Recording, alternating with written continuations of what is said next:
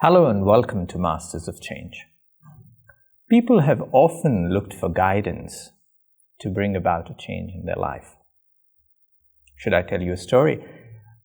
A young apprentice went to a master and said, "Master, I would like to become your disciple, and I would also like to change myself." The master said, "You are not ready yet. You go spend a year in the mountains, work on yourself, and then come back again." This young apprentice went back and said that I need to work on myself. That is what the master said, but what should I do? He said, "Let me see what I can." And he tried different things.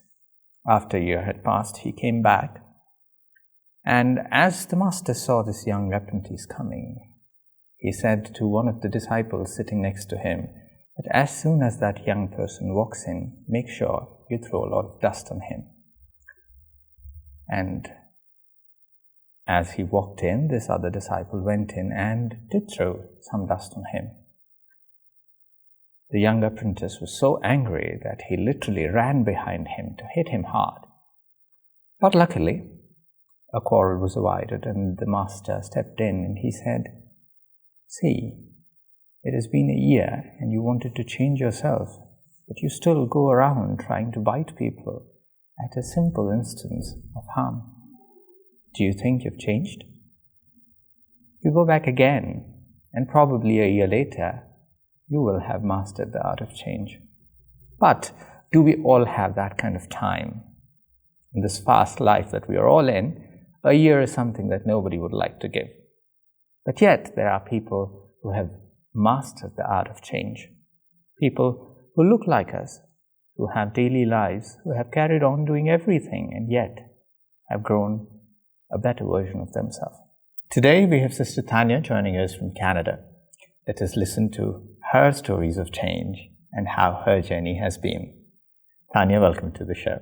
Thank you, Sri. Good to be here. Just for our friends to know a little bit about you, who were you, where were you coming from, and what kind of experiences have you had in your childhood and your adulthood? Well, I grew up in Canada, in Calgary, Alberta, so out in the west. And I grew up in a household that was probably not what one would say traditional.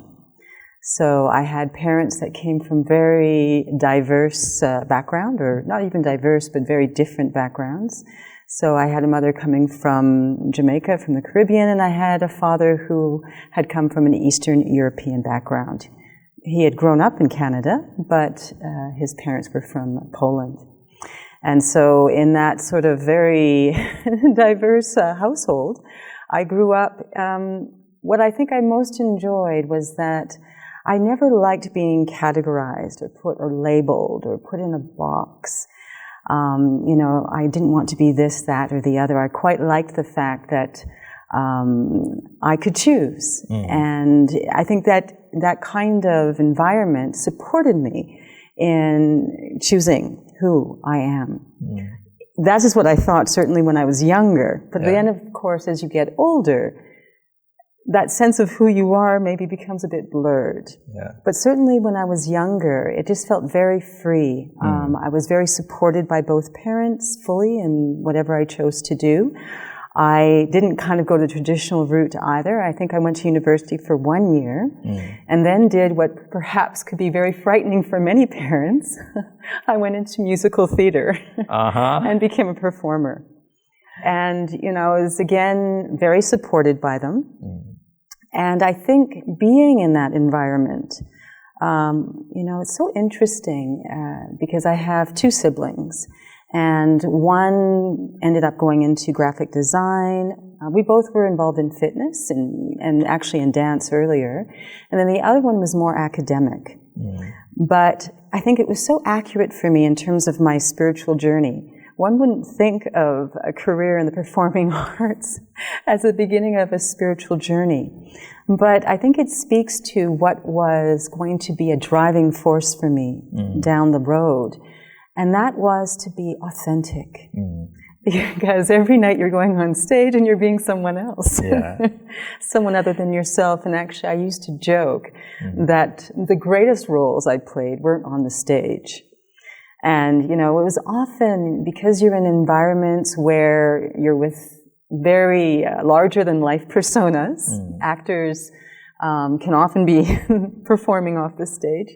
But I think that sense of having to put yourself out there, auditioning, having to really sell yourself in that sense, one can lose track of who am I, what matters to me, what is important. And you're more about how to get the next job and how to compete with really hundreds, thousands sometimes of others. And so within that context, and I must say, actors, it's not that they're all phonies or anything like that. Actually, I often used to say as well that they have some of the biggest hearts, I know. But it is an environment that can often provoke one to perform, to entertain. And I remember actually, and this was actually after I came on, started my spiritual journey, but I was still performing. And I remember I was doing a show that wasn't in the city where I lived, but was close enough that we could drive back on the day off. And I would often take souls that were in the show. I would have them come with me. I would transport, because I had a car and they didn't. And so it was so interesting because who they were in that car, and maybe I'm getting ahead of myself in terms of the spiritual journey, but who they were in that car was so different than who they would be when we were at work. And this was not clear to me when I was growing up, because I think I was so eager to present myself, as someone who had it together, who knew where they were going, but I really didn't. But that was kind of going to unravel or unfold a bit later on in my life. But that was kind of the beginning steps, becoming a performer. Tanya, whenever people hear this term of an artist, an actor, many people aspire to become that. Yes.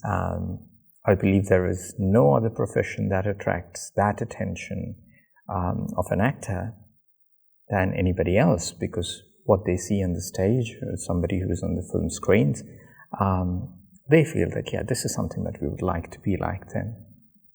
As a child and as a young adult growing up, many people also embark on this journey of figuring out who they are and what would they really want to do in their lives. Yes. And you said that you had this amazing liberty that was offered to you and your family, that you could choose whatever you wanted. And even today, it is something that is not offered to everyone, and some people do find it challenging.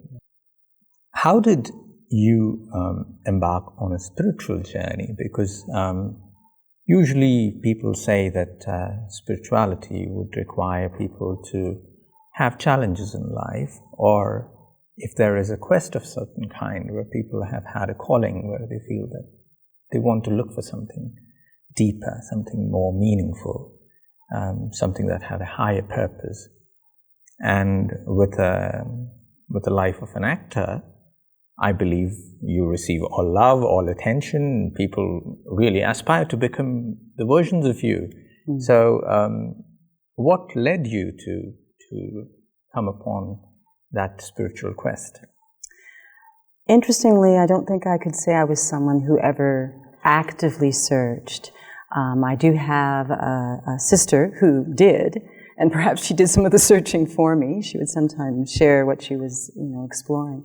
But I did not do that. And I think it was more being in the context I was as a performer.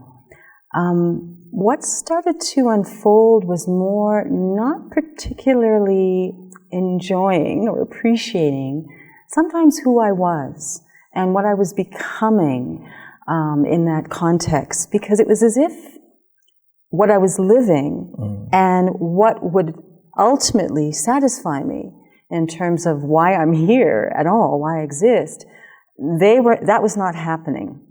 So I was performing, yes, I could say I was, matter of fact, my spiritual journey really began out of being in one could say a top like Broadway. The show actually went to Broadway. There were many companies. I was not in the company that went to Broadway. But this particular show was, I think it got the Tony, in fact.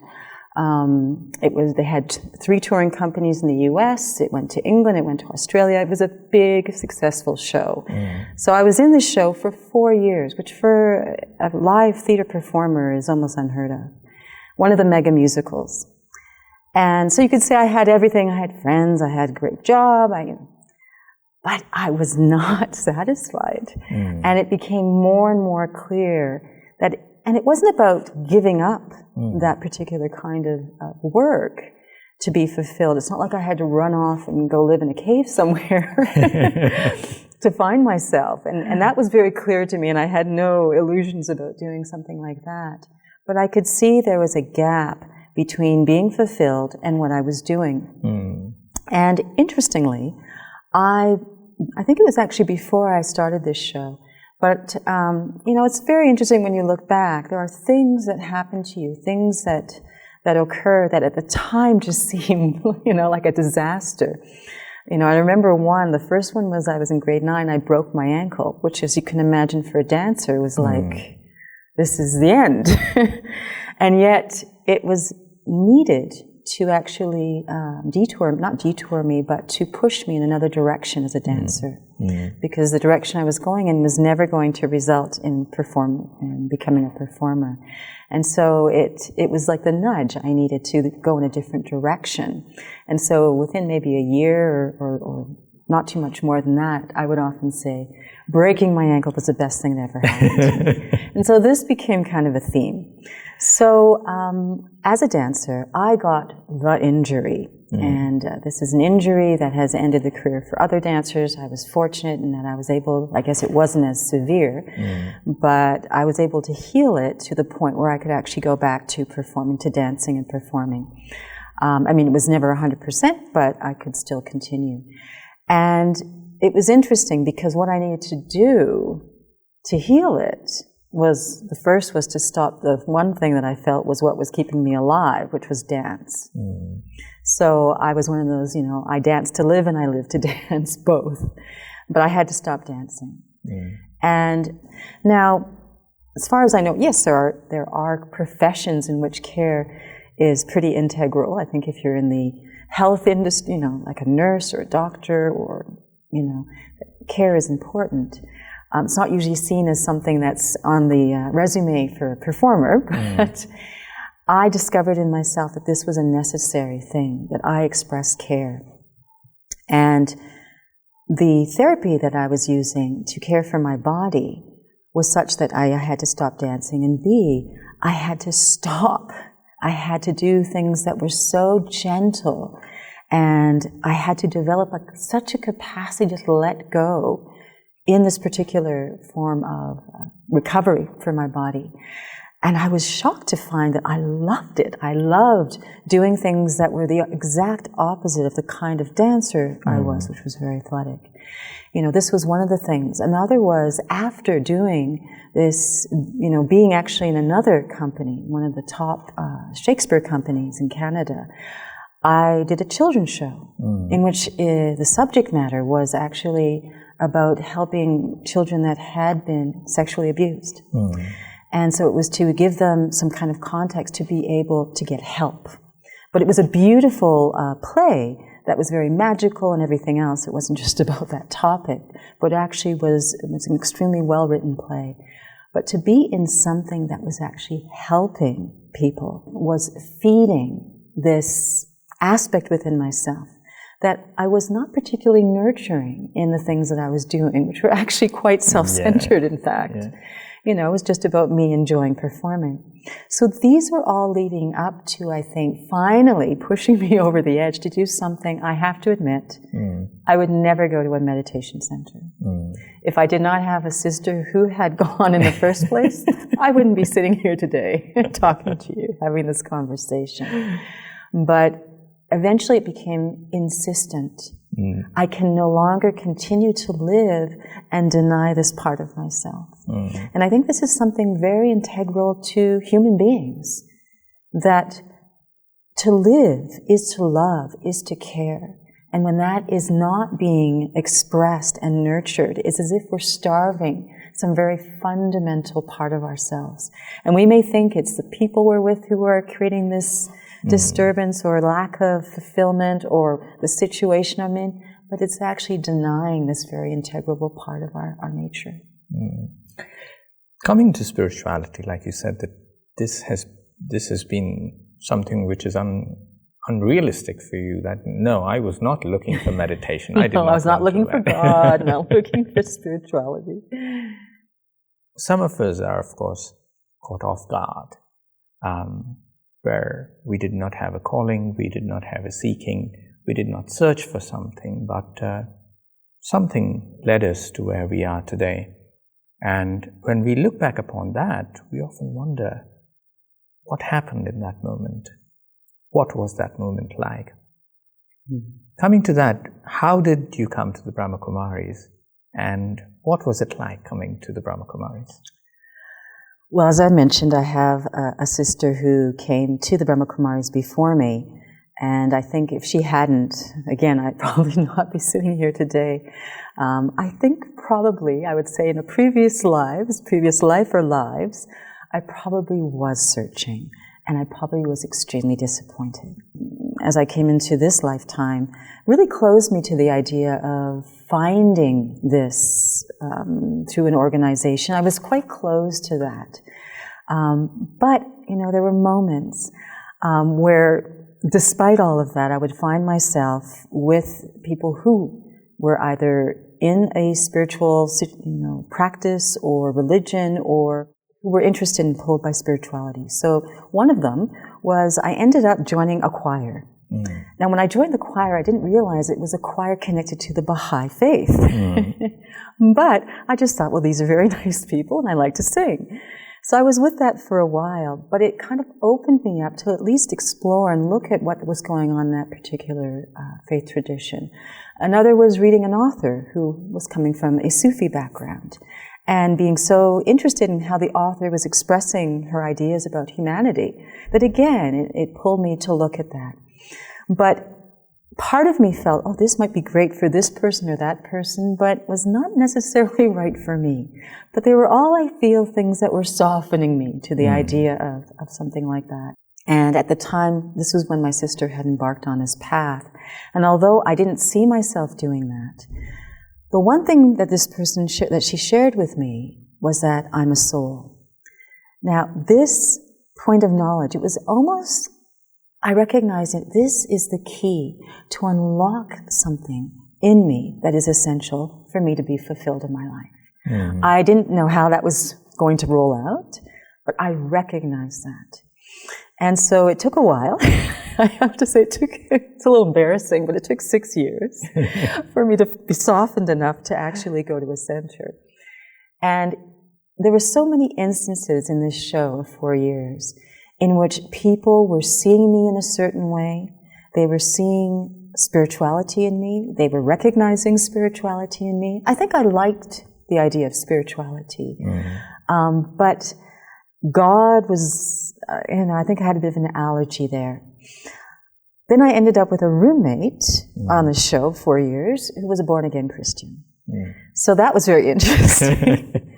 But what she was a spiritual person first and foremost. And we found common ground. And again, this sort of was softening me and opening up to the idea of there must, maybe I'll look further into this. But I think it was recognizing that how much I love that I'm a soul, a spiritual being, but then realizing I am doing absolutely zero to nurture that. The thing that I feel is going to change my life, I am doing nothing. And I think this can happen. We can read a lot of spiritual books, see a lot of spiritual movies, have spiritual discussions, and think we're very spiritual people. I'm a very spiritual person. But we're not actually doing the thing to nurture properly, like a good diet for spirituality, for spirit. It's absolutely essential. And even then, I still didn't go to a center. But during those 4 years, I became friends with a soul who was going through a very difficult time in her life. And what did I think? Raj Yoga can help you. And although I wasn't going to go to a center, I thought she should go and take the course. I, at this point, pretty much had all the knowledge. I had received all the knowledge at this point. But I didn't think she'd go and take the course if I didn't go with her. So I accompanied her. And I haven't left. And at the time, of course, I couldn't imagine that years later I would be coordinating a center, but that's what happened. So, but what I've enjoyed is that although now I'm on a spiritual path, and actually one last thing I have to mention is, although I had a bit of an allergy to the word God, for whatever reason, and maybe part of that eclectic childhood where I was exposed to so many things, I loved that God's name is Shiva. I love the name Shiva. I don't know why exactly, but I love the name. So that was very attractive to me. But I love that I still work. I'm still in the world. I still, I teach actually now. I'm no longer performing because I found it didn't give me enough freedom to do the things on the spiritual side that I wanted to. But I teach Pilates. So I'm now helping people, movement education, re-education, people have been injured, etc. And spirituality is extremely helpful in that because often it's the being that got the person's body to where it is where they have to come see me. And you can't just address the body. You have to address the being because it's the being that's going to care for the body. So often it's can be an entry point in introducing spirituality in a very practical way, in a way that they can integrate it and start to make changes in their life in the way that I've been able to make them in mine.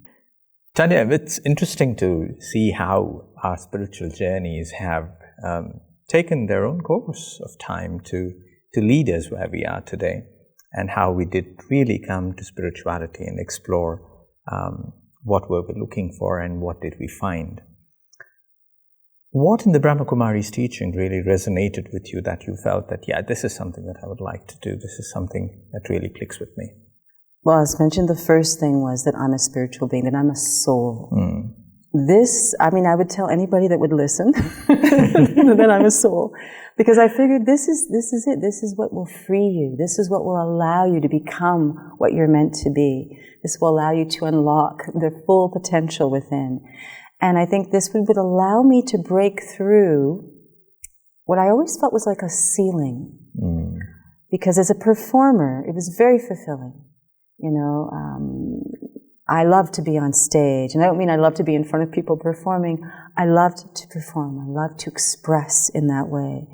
But I always felt there was a ceiling. It was like there was something in me that I needed to express, and performing allowed a lot of that. But there was a limit. And it wasn't often, but every once in a while I would recognize that limit, and it would break my heart to feel that I cannot, there's something in me that if I can't express it, it's like I'm not fulfilling some deep purpose. When I came to this practice, and I recognize I'm a soul, and it is through that awareness that I will be able to express that. And so people have asked me actually sometimes in retreats, you know, do you miss performing? I said, well, no. I do get the opportunity from time to time still. But I can be sitting in a chair quietly doing nothing, and I can be expressing creatively from within myself, vibrationally, through my awareness, through what I know and I can think at this time, through this body of spiritual knowledge that I've received, that which will have such a positive, beneficial impact on others. And that, to me, is such a performance. Because I think ultimately, performers want to do that which will give joy to others. But to be able to, through my practice, become that kind of quality of being that just through sitting somewhere, you can have an impact that can actually change someone's life. There's nothing better than that. Wow. When you speak about changing, people say that spirituality changes you. Some people often also say that as you become spiritual, there are so many changes that you would have to make on your own life yourself. You had to work on yourself. What changes have you seen in your life when you look back upon what kind of a person you were before and how on this journey you have changed? Well, I think that capacity to just not be as affected by things.